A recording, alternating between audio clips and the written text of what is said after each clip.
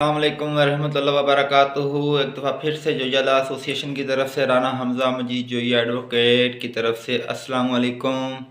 उम्मीद है आप सब दोस्त खैरियत से होंगे। जैसा कि आपको मालूम है कि आज 23 नवंबर है और आज हम सेक्शन चैप्टर 6 CRPC स्टडी कर रहे हैं। पहले 5 चैप्टर हमारे कंप्लीट हो चुके हैं। चैप्टर 6 भी आज हमारा कंप्लीट हो जाएगा। उसका लास्ट पोर्शन डी पोर्शन रह गया है, other rules regarding process. Section 90 issue of warrant in lieu of or in addition to summons.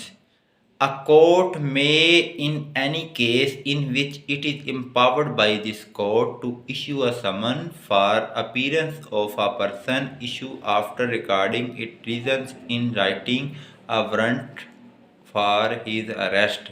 जो भी कोर्ट का मजिस्ट्रेट होगा वो एक वारंट इशू करेगा। सिंपल सी बात इसमें बताएगी है। क्लास ए कहती है if either before the issue of such summon और after the issue of the same but before the time fixed for his appearance the court sees reason to believe that he has absconded और will not obey the summon.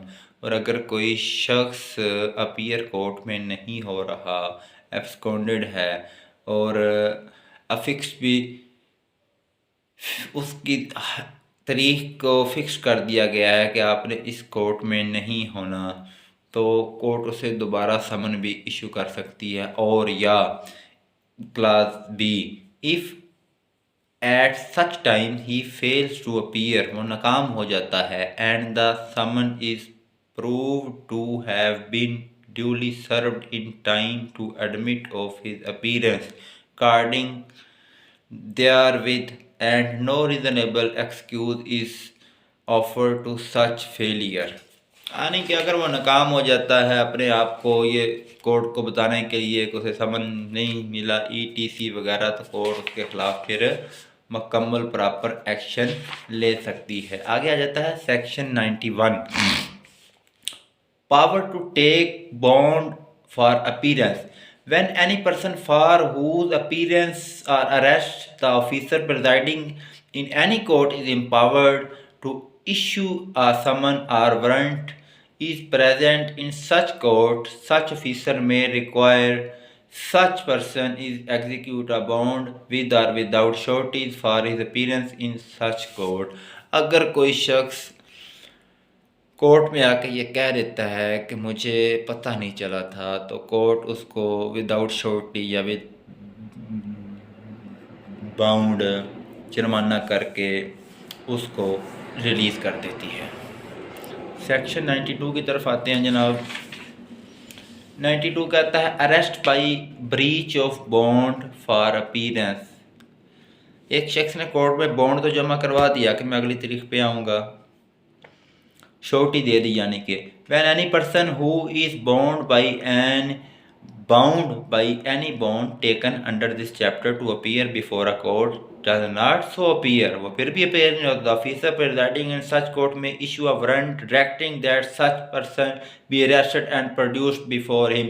Court strictly एक action करती है कि ये बंदा हमें bound दे के गया है कि मैं अगली तारीख पे आऊँगा, फिर भी नहीं आया, तो कोर्ट हुक्म देती है कि इसे अरेस्ट करके फ़ौरन कोर्ट में पेश किया जाए। 93 provision of this chapter generally applicable to summons and warrant of arrest. तो provision contained in this chapter relating to summons and warrants and their issue, service and execution shall so far as may be applicable to every summon and every warrant of arrest issued under this code। Special rules regarding process issued for service or execution outside Pakistan possess received from outside Pakistan for service or execution within Pakistan। यानी कि इसमें वो बता रहा है कि उसकी execution कैसे करनी है अगर आउटसाइड ऑफ पाकिस्तान। ये 93 ए है, 93 बी है, 93 सी है, ये आउट ऑफ पाकिस्तान में है। फिर सेंट्रल, इन सब में ही तकरीबन एक ही चीज़ है कि सेंट्रल गवर्नमेंट को बीच में शामिल किया जाएगा। अगर कोई बंदा आउट ऑफ पाकिस्तान है तो उसको कैसे कोर्ट ने सेंट्रल गवर्नमेंट को इसमें शामिल करना है। सेंट्रल गवर्नमेंट फिर आगे अपना जिस कंट्री में वो शख्स होगा, सेंट्रल गवर्नमेंट उस कंट्री से कॉन्टैक्ट करेगी। कॉन्टैक्ट करने के बाद जो भी कानूनी तरीका होगा उस कानूनी तरीके के तहत उस शख्स को पाकिस्तान लाया जाएगा, कोर्ट में पेश किया जाएगा और सीधा जेल में डाला जाएगा।